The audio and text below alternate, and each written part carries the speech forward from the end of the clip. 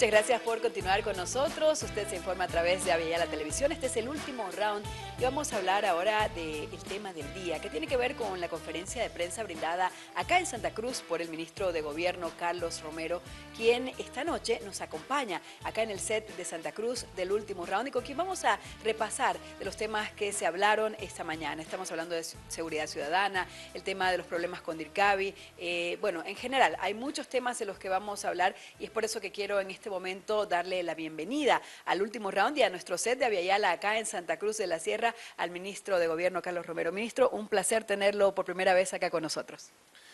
Buenas noches, un saludo cordial a través de la gentileza de Aviala a los televidentes en todo el país.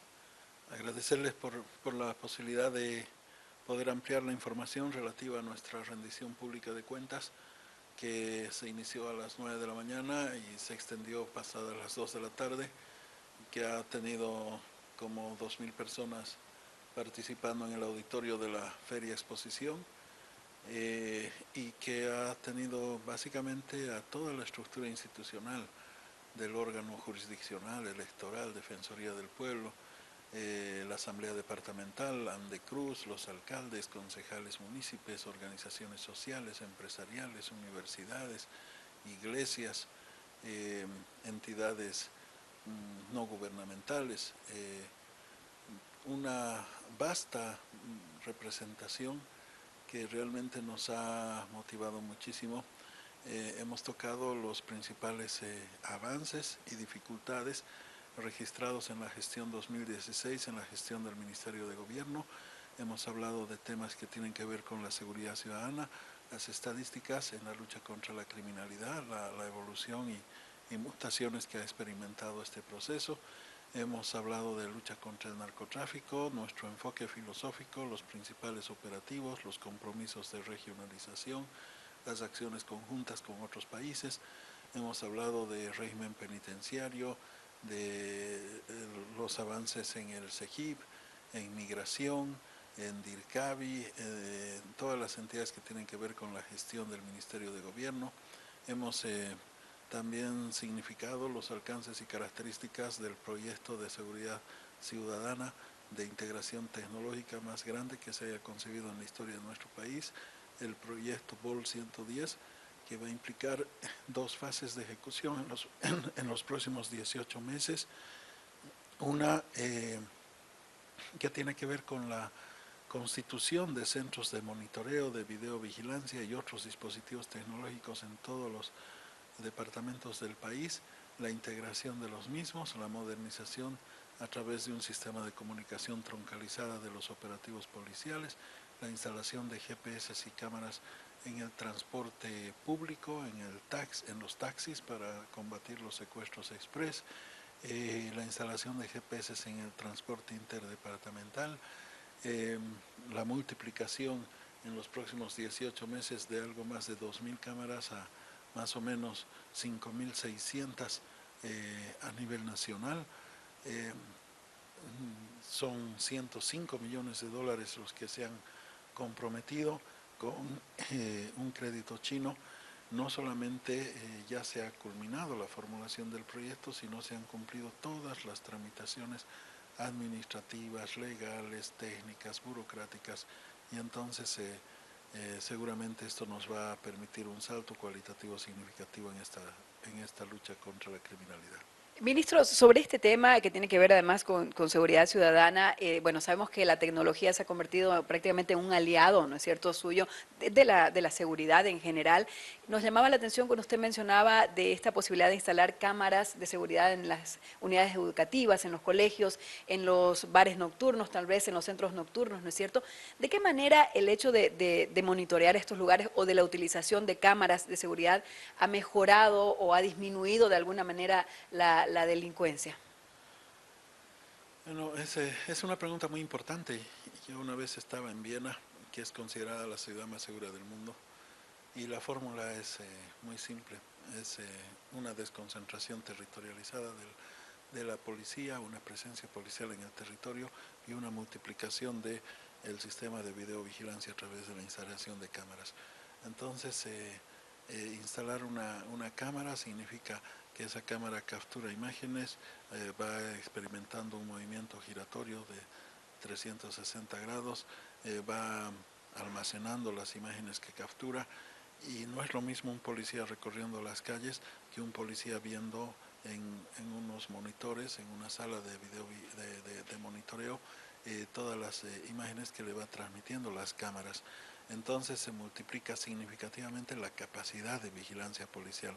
Pero con esta integración tecnológica además vamos a tener la posibilidad de articular operativos mucho más rápido, porque la comunicación, las imágenes, el sistema de vigilancia terrestre, el sistema de vigilancia aéreo, instalaremos drones para acompañar el patrullaje policial.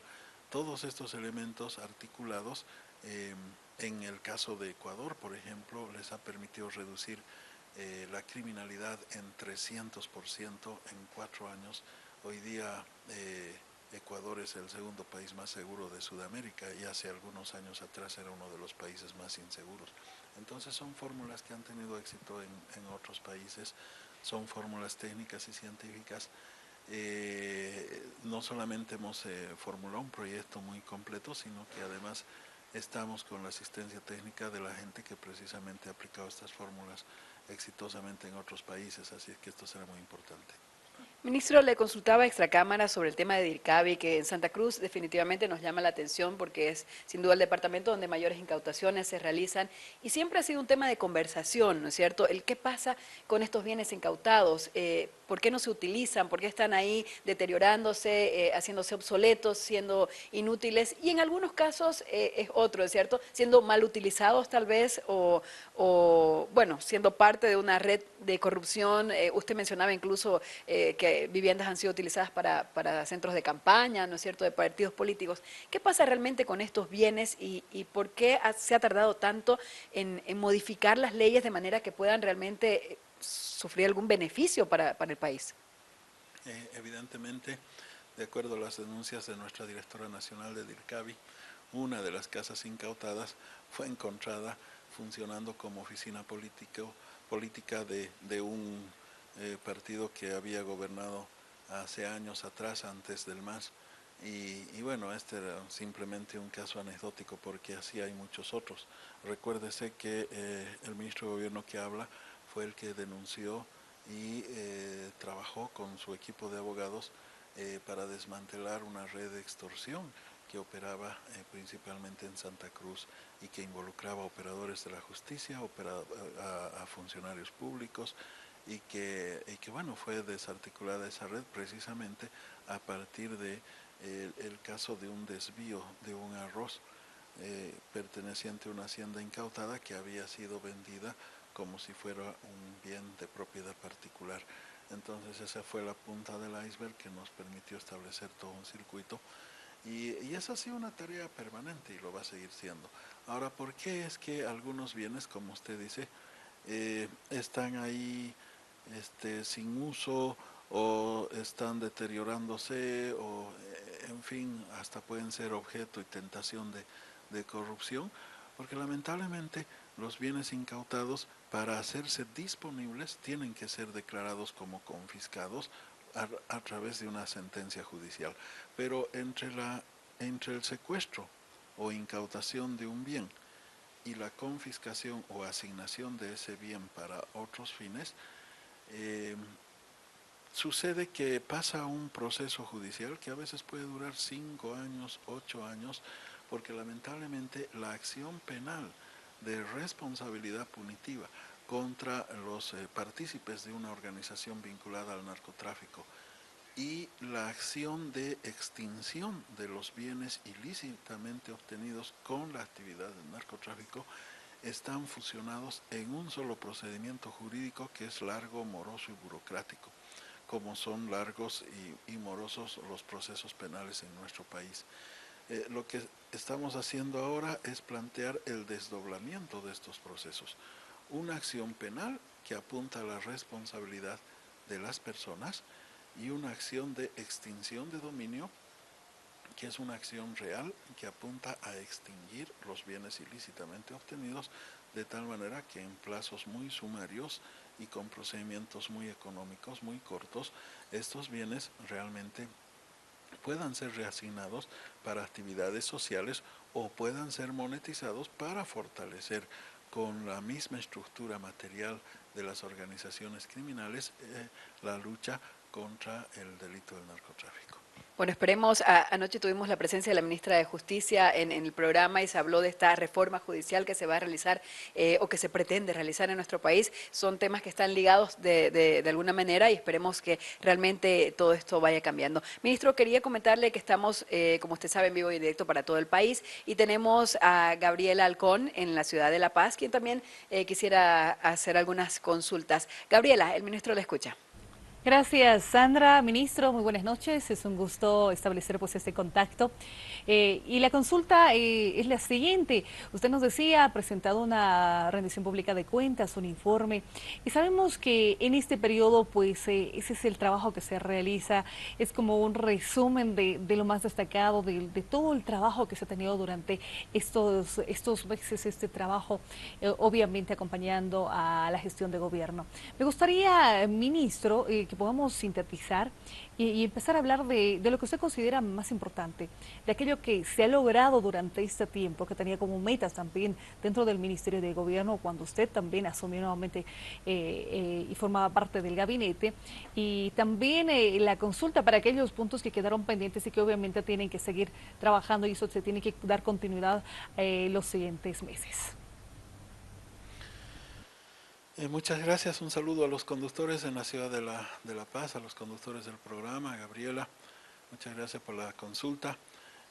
Evidentemente yo diría que se ha consolidado la transformación del enfoque filosófico de lo que era el viejo Ministerio del Interior, represivo, vulnerador de derechos humanos, espía, maquiavélico, malicioso, de lo que es hoy un Ministerio de Gobierno que está dedicado esencialmente a las tareas de seguridad ciudadana, o sea, de protección de los derechos humanos fundamentales de la población, y que ese elemento se lo ha instalado como pilar fundamental de gestión del Ministerio de Gobierno.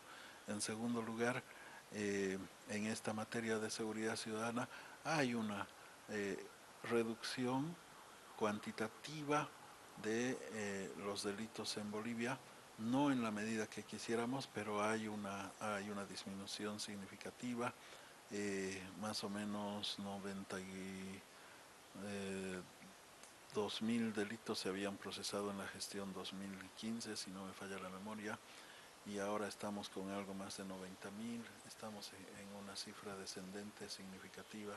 Hay algunas tipologías que particularmente han disminuido de manera significativa, sobre todo los robos de vehículos y autopartes. Todavía hay una tendencia muy grande en la estadística criminal de la violencia intrafamiliar, es un tema que nos preocupa de sobremanera.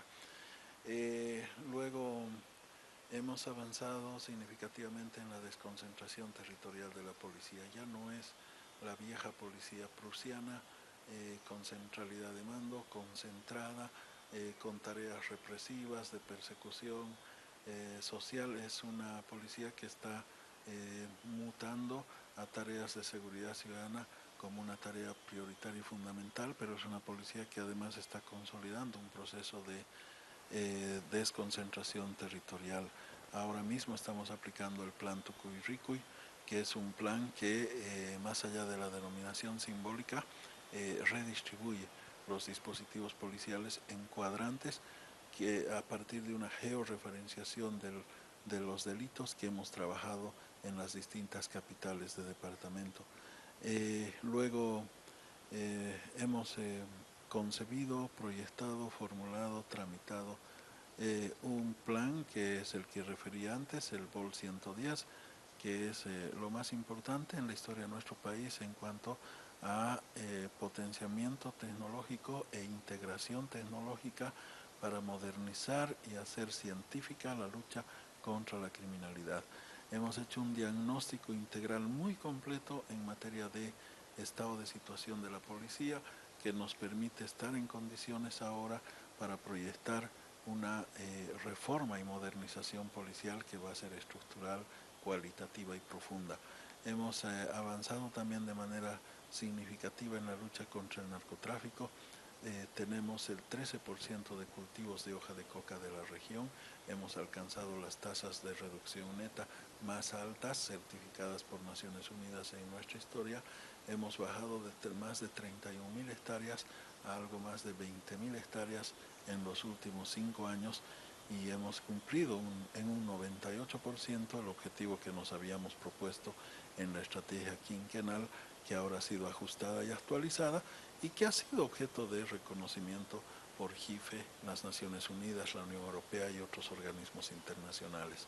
Hemos avanzado en la constitución de agendas binacionales con Brasil, Perú, Argentina, Paraguay y Chile en materia de lucha contra el narcotráfico, que nos va a permitir operacionalizar en mejores condiciones la responsabilidad común y compartida. Asimismo, han seguido modernizándose nuestros sistemas de registro de identidad ciudadana a través del CEGIP y nuestros sistemas de migración. Pero en contrapartida también hemos asumido que tenemos debilidades, ¿no es cierto? La necesidad de hacer más eficiente y más transparente la labor policial es una tarea pendiente. Todavía tenemos muchos puntos en frontera que no controlamos en migración por la porosidad de nuestras fronteras. Todavía tenemos a veces filas o colas largas en los trámites de CEGIP y migración por el flujo de gente, lo que hace que tengamos la necesidad de multiplicar nuestros servicios. Y hemos tenido muchos problemas en el último tiempo, especialmente en régimen penitenciario, donde las cárceles son obsoletas, tienen niveles de hacinamiento tremendos, hay ausencia de servicios y presencia estatal, los mecanismos de seguridad son débiles y obviamente hay un gran trabajo hacia adelante. Ministro, una consulta más, permítame por favor, desde La Paz. Es importante el trabajo que ha realizado en cuanto a la lucha contra la corrupción al interior. Policías, algunos cuando se los ha visto involucrados, han sido dados de baja, se ha iniciado un proceso y todo aquello. ¿Cómo usted califica este trabajo que se ha ido realizando en este tiempo con ese objetivo, ¿no? De que la policía evidentemente, lo decía al inicio, esté al servicio de la población y muestre una imagen diferente a la que se tenía cuando se hablaba de un ministerio de gobierno o un ministerio del interior en todo caso? Sí, evidentemente hemos tenido algunos problemas de irregularidades y delitos. Las irregularidades se las procesa a través del DIGIPI, de la Dirección de Régimen Disciplinario Interno de la Policía Boliviana, cuando se trata de faltas disciplinarias, cuando se trata de contravenciones. Hemos tenido un promedio de 1.000 casos procesados por año en el último tiempo. Y cuando hay comisión de delitos, lo que aplicamos es una máxima que ya se ha convertido en una regla. Policía que delinque, en el momento que delinque, ha deshonrado el uniforme policial, consiguientemente ya no merece estar bajo el manto de la Verde Olivo, de tal modo que lo sometemos a la acción de la justicia y procede la baja inmediatamente si hay imputación al mismo. Hemos remitido muchos casos de policías y los hemos presentado públicamente que se han involucrado en hechos de delitos, sea de corrupción pública, sea de filtración de información, sea de algunos casos de delitos sexuales inclusive, en fin.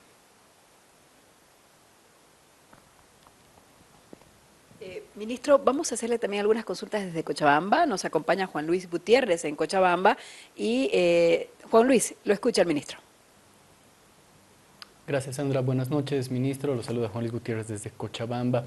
Ministro, sin duda son muy importantes los avances que se están haciendo, sobre todo en materia tecnológica, y también, como usted lo señalaba, hay temas pendientes relacionados, por ejemplo, a la disciplina de la policía y procesos de transparencia de esta institución. Considerando estos dos temas, ¿no? La mirada hacia el futuro con la tecnología y las cosas pendientes, que tal vez es una mirada hacia el pasado, me gustaría plantearle una pregunta en torno a un caso que me parece que es paradigmático. En La Paz, hace más o menos un año, si es que no es un poco más, hubo este caso del feminicidio de Andrea Aramayo en una calle de La Paz, y se supone que habían cámaras de vigilancia que habrían tenido la posibilidad de brindar una prueba posiblemente al proceso que se está todavía juzgando. Según la madre de la fallecida, estas imágenes han desaparecido. Mi pregunta es, en este tipo de casos, en este tipo de contextos, ¿qué se está haciendo, qué se está pensando para limitar este tipo de cosas? O sea, es decir, ¿quién controla al controlador? En este caso de la señorita Aramayo, se han planteado, bueno, primero, no hay imágenes, no hay archivo de las imágenes, esa es una situación real.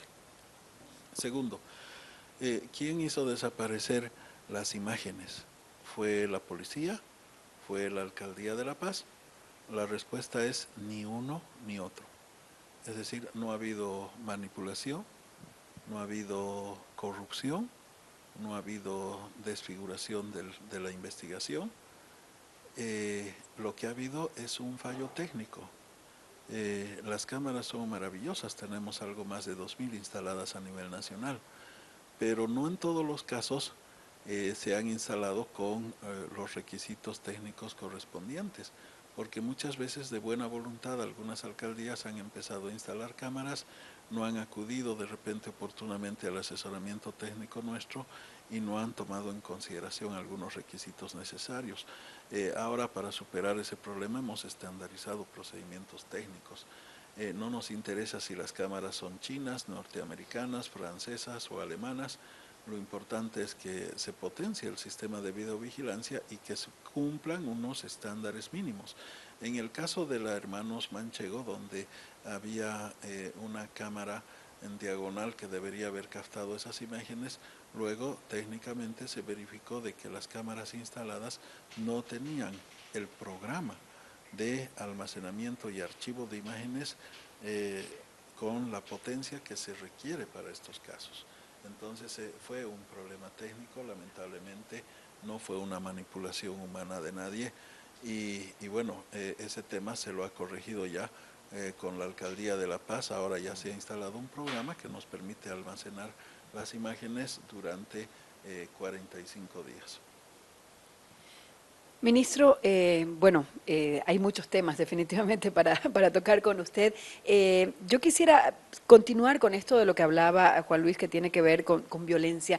El tema de la violencia intrafamiliar es algo que realmente hemos visto muchísimo este año y situaciones además muy dolorosas, muy tristes, que en su mayoría involucran a los más desprotegidos, niños, incluso bebés, ¿no es cierto?, de meses, mujeres. En Santa Cruz hemos visto casos de ancianas. Es decir, se ha visto muchísimo. No sé si porque tal vez ahora la gente lo hace más público, lo hace más visible, o porque si están en aumento estos casos, pero ¿cómo se pretende trabajar sobre esto? Porque esto es algo más complicado, es algo ya más de la familia, del ser humano, ¿no es cierto? ¿Cómo se pretende trabajar para cambiar esto y para luchar realmente contra la violencia intrafamiliar en nuestro país? Bueno, es terrible, ¿no? Terrible porque podemos señalar algunos casos paradigmáticos, el de la niña Abigail, flagelada, muerta, el caso de una religiosa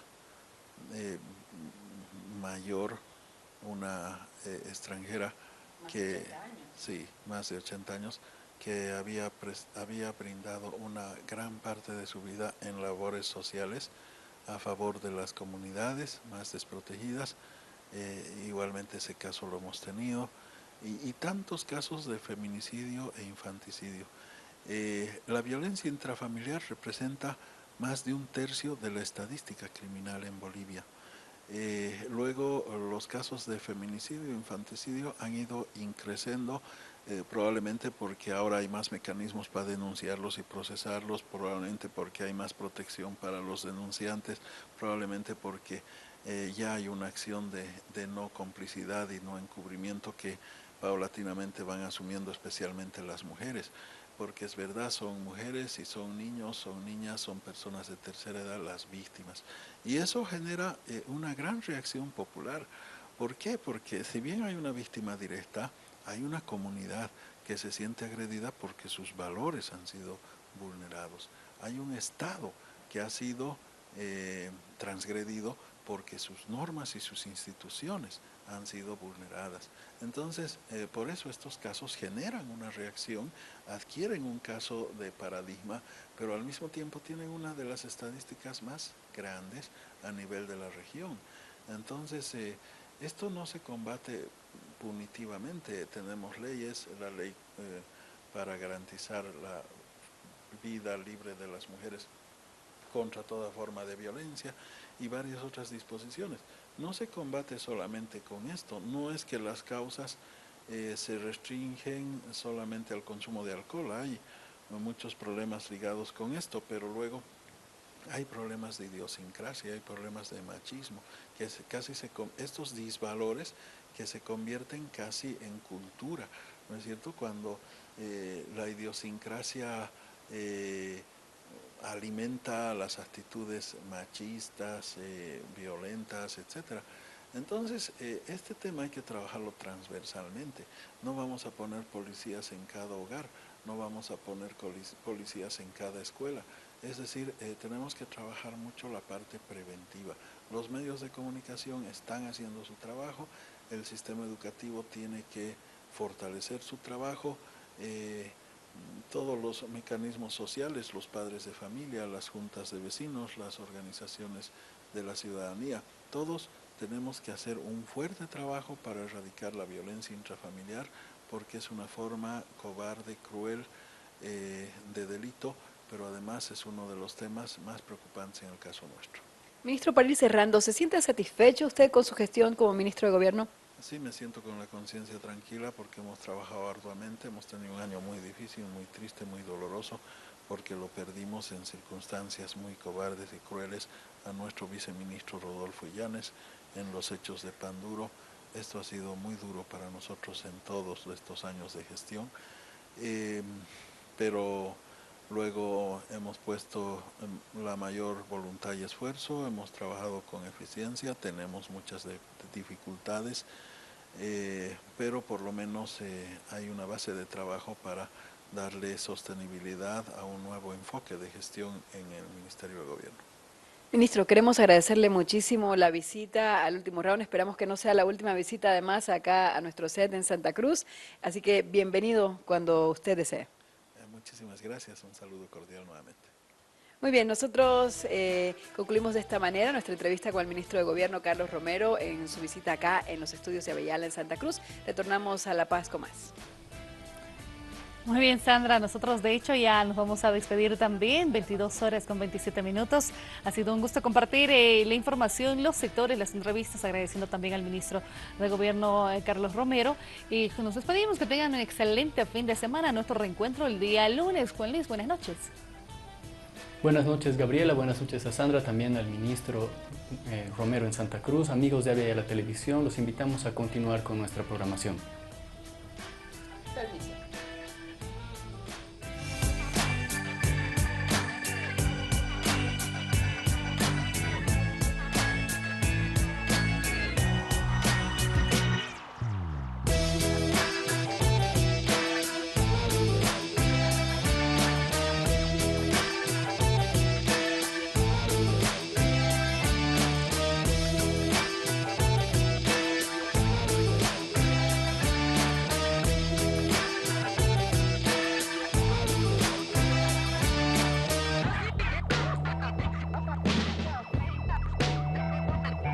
Último round.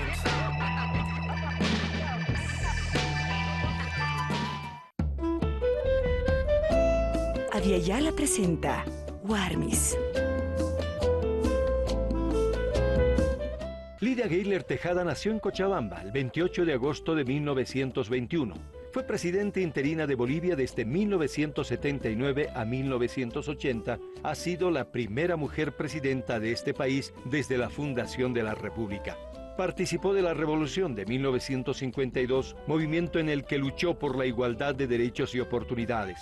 En 1957, en representación del gobierno de Bolivia, asistió a la reunión de técnicas y dirigentes de las oficinas de trabajo de la mujer que tuvo lugar en México. El 1 de noviembre de 1979, el general Alberto Natusch Busch derrocó al gobierno interino de Walter Guevara Arce mediante un sangriento golpe de Estado denominado la Masacre de Todos los Santos. 16 días después, la resistencia popular obligó a Natusch Busch a devolver el poder al